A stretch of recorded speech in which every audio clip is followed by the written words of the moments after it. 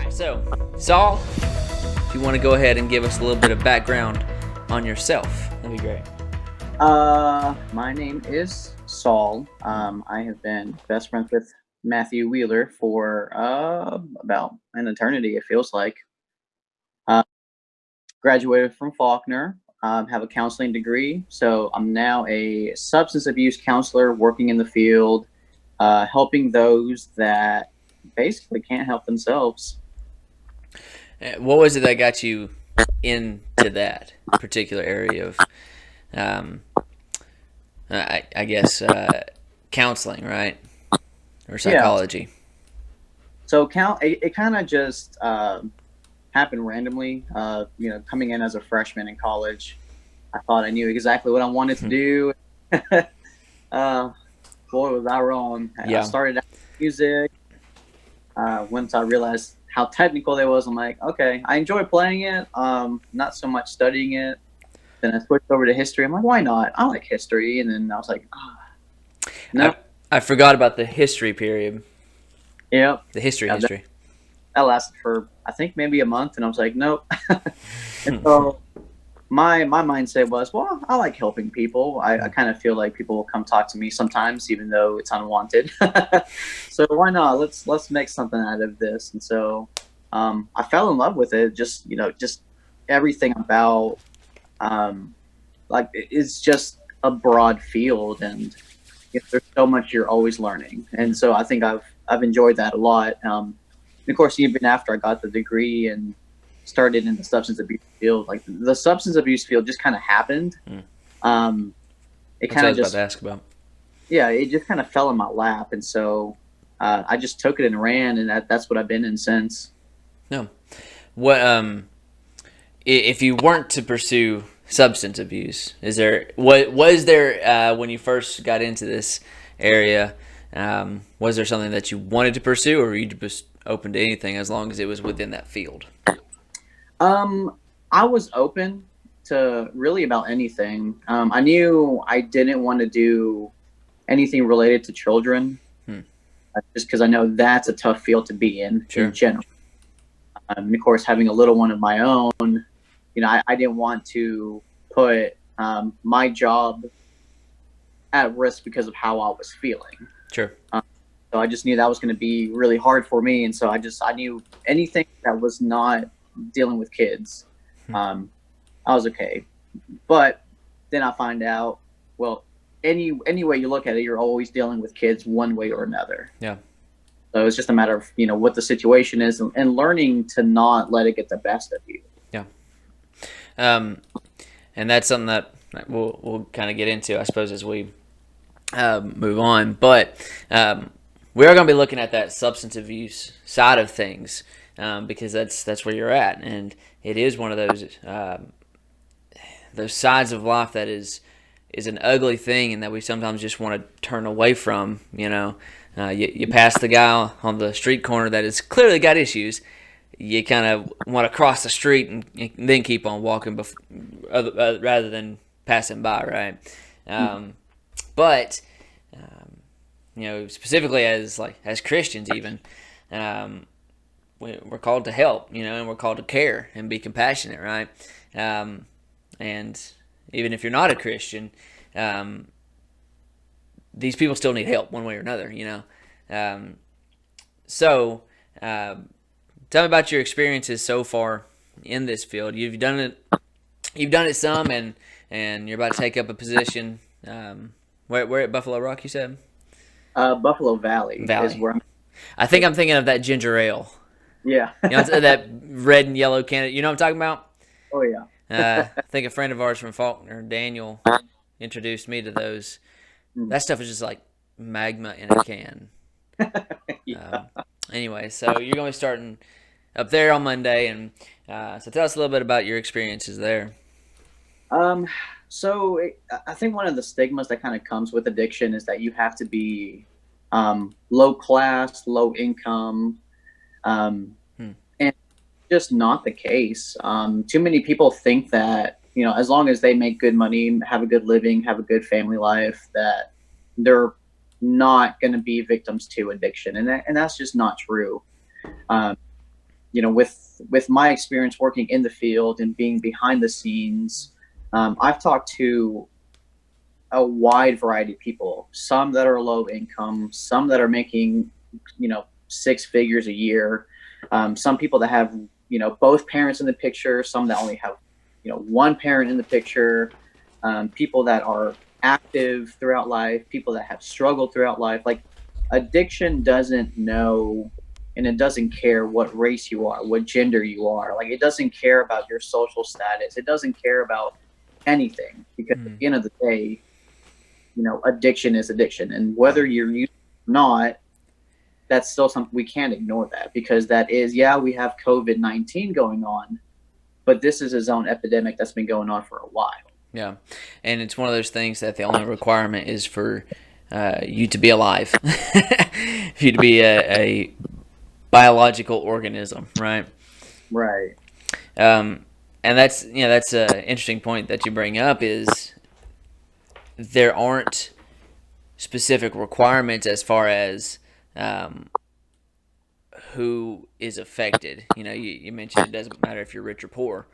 Some people are poor because of the drugs. They started out well off, but or whatever it might be that they are addicted to.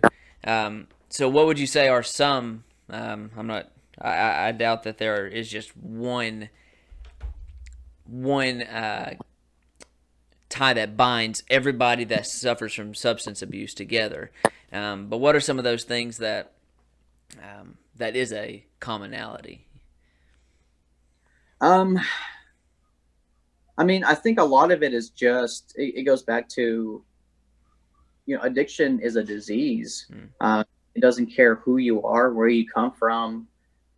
It'll get all people. I've heard stories of people that had a pretty good life going. They got into some sort of accident at work or in a car accident, and had surgery. They were put on pain medications, and that's where it all started. Mm. Just becoming so dependent on that. And I've heard stories that, and again, going back to the childhood, I've heard stories where people say, when I was 8, 9 years old, um, my parent was an addict, and the only way that I knew how to spend time with them and they showed me that they loved me was for me to use with them. Yeah. But I can't think of anything that would say that there's a common ground, because there's way too many variables Hmm. on how people even get started with addiction. And there is that argument that addiction is a choice. Addiction is not a choice. Well, it's hard to look at it both ways, because you got to think, when you're 9 years old, Hmm. what do you know? You're still a little kid. You're learning. Yeah. You see what your parents are doing, and if your parents are using, that's all you're going to grow up knowing. Hmm. Same with the car accident. If you are on pain medications to help with the pain, at some point you realize you got to stop, but then you like not feeling pain, and so you just keep using and using to the point where it becomes a problem. Yeah. So there's just a lot of factors that kind of come to play. Yeah. Um, I guess for a lot of those, it's a mindset thing. Um, the guy in the car wreck, or in a situation where he can't go back to work because he's been hurt too bad. Well, it started out as he's been injured, but it's turned into something significantly worse. Um, Maybe because he's just been so mentally damaged, just knowing that, hey, I've lost this ability to work or whatever it might be, right? Um, so what are some of the most common things that you do see or you have seen as far as what's being used, what these substances are, as well as perhaps the fallout? Yeah, so a lot of what I've seen is marijuana use. Of course, now that comes into different categories. You got kratom. So marijuana is a big thing that you see, that people start out with, and then It's really just curiosity, seeing other people try other stuff, or just wanting to try it just because. So there is marijuana. There are pain pills. There are alcohol. Um, you see people that use methamphetamines. It's not common. I mean, it is common, but it's not as much as you get for alcohol. I feel like alcohol abuse is one of the very, I want to say, popular drugs, I guess, because it's so accessible in the world, and so that's just easy for people to come across by. Yeah, and I think that's something that that we can stereotype is like when we think of substance abuse, we think of the hard stuff, right? Is the methamphetamine or heroin or cocaine or whatever it might be, but the majority of it, in reality, is those things that might be commonplace, right? Mm-hmm. You mentioned alcohol or I guess softer drugs leading into one things that I guess that term gateway drugs, Right. which I suppose lead into those harder things. So what are some things that folks can do to get them to the point where I don't want to do this anymore? What do I need to do? Unfortunately, with the substance abuse field, and I used to get calls a lot about this. It's like, hey, can I like force someone against their will to go to treatment? And it's like, listen, I know you're doing well. I know you mean well. I know you care about them. But unfortunately, substance abuse is one of those fields that you can't force someone to do it. They have to want it for themselves because this is their life or death. No. And a lot of times you see people that are court ordered to go to treatment, which isn't bad because you get them to understand, hey, if you don't get help, you're going to die. No. But when someone feels forced to do anything, a lot of times it just doesn't end well. Yeah. And so, people want to force people to get help, and it just doesn't work that way. People have to realize that they do have a problem. They do need help. It's affecting not only them, but everyone around them. And sometimes an addict doesn't see that. They don't see, or they don't want to see that their problem is affecting the world around them. Yeah. And so a lot of times when people do get help, they have to hit their rock bottom. And everyone has a different rock bottom. Sure. But a lot of commonalities on that are burning a lot of bridges with friends, family, co-workers, to the point that they have absolutely nowhere else to go to. So a lot of times it's hard for people to understand that, but they have to know that, hey, unless they hit rock bottom, they're never going to want help. Yeah. Unless they're completely down to nothing, all they have to look forward to is going up. Yeah. And ironically enough, that's where a lot of people start finding their spirituality. Because a lot of people just, they like the crazy life. They like the lifestyle. Some people hate the lifestyle, but sometimes they have to use in order to just function. And so people that are at their lowest points, I find a lot of times that's when they're open to the spiritual life, because they have nowhere else to go to, no one to talk to, even with facilities that use the 12 steps. A lot of it is incorporating a higher power. That higher power a lot of times is God. And so, one of the things I've always asked myself is why do we always wait to get to that point in order to have a spiritual life? Yeah. I guess it's that feeling of helplessness and powerlessness, that when I don't have any more control, I don't have much of a say on my own life anymore, then perhaps I need to turn to somebody that that might, right? So what would you advise those perhaps friends or family members that know that person that's struggling? You mentioned before this isn't something that you can force on them, but what? So that's actually a great question, because I've had people that tell me, hey, I want to get them into treatment. They're open to treatment, but they don't want to commit for 30 days. They don't want to they only want to commit for maybe 2 weeks. Is that something you guys do?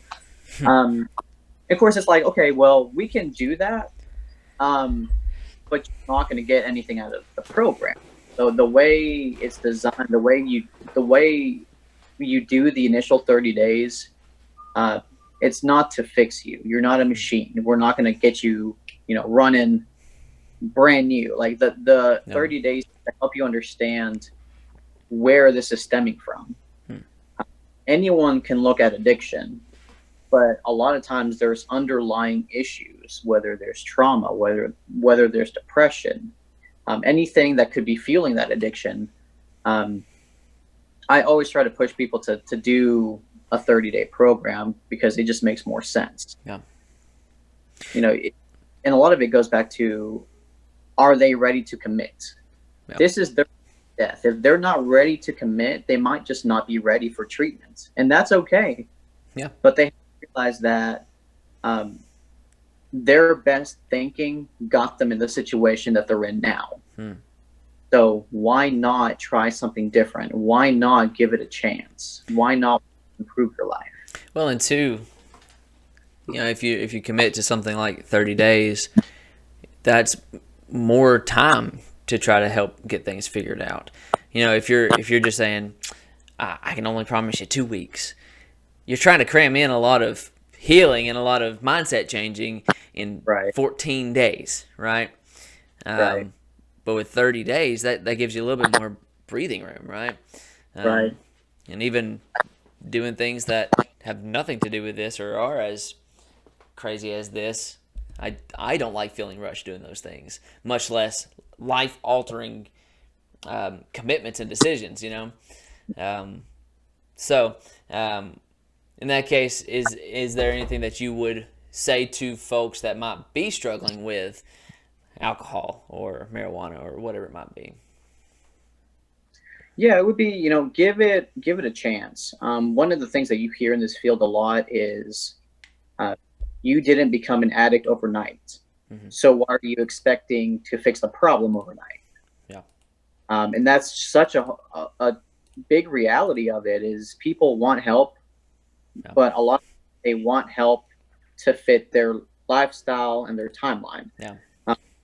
Is, just give it a chance. Obviously what we're doing isn't working, or else we wouldn't be here asking for help. So give it a chance. What do you have to lose? There are people that, what's crazy and what's cool about the substance abuse world is, it's full of people that have experience with it, whether personal or through a family member, or people that just really enjoy the field. Yeah. A lot of times it's been people that have experience with it, through personal or family members that are there.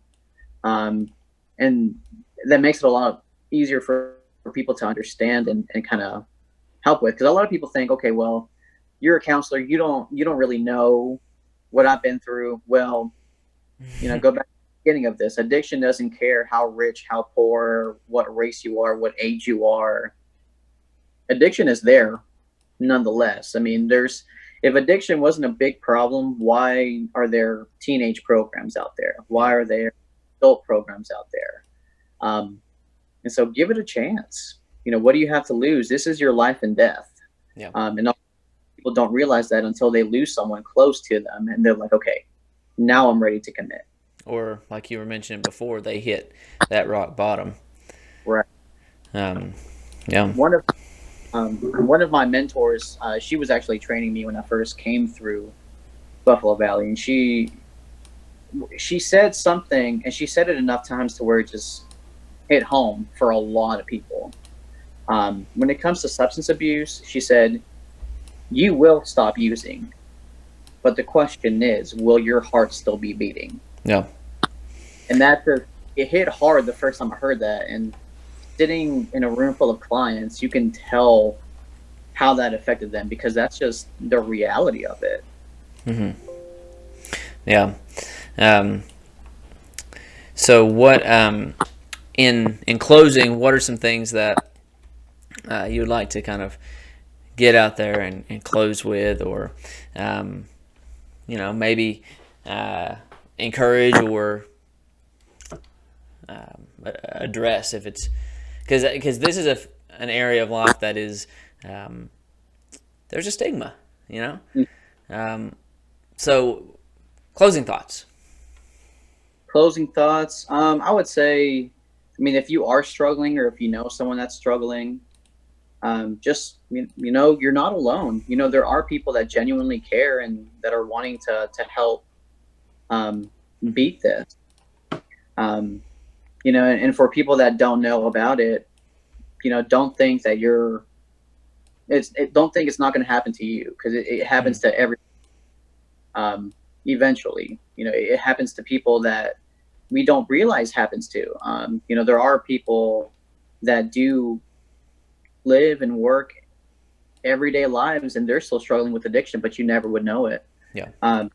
The biggest thing is, just don't judge a book by its cover.